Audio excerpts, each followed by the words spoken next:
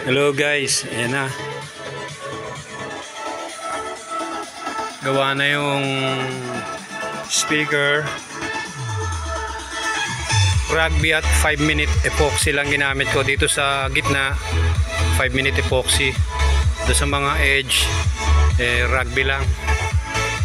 Ayan, okay na yung tweeter.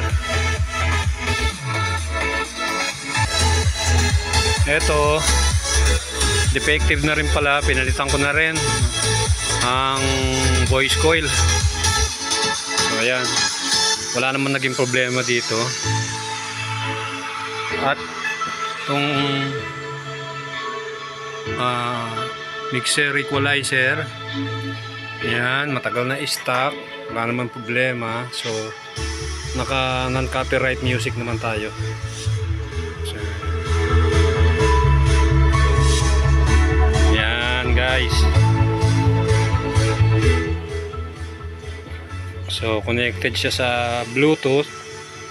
So ayan guys, all good. So yung ampli naman, so yan naman ang next ko i-check. Yung nasa ibabaw, graphic equalizer din yun. So ito i-check ko to kasi yung amp na yan ang gagamitan nitong speaker system. So yan guys, yan na yung conclusion ng repair ko ng palit cone. Yan guys,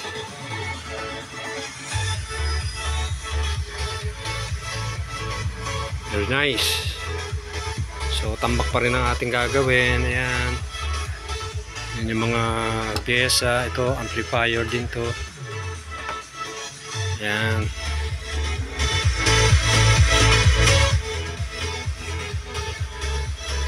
Yan guys, okay na.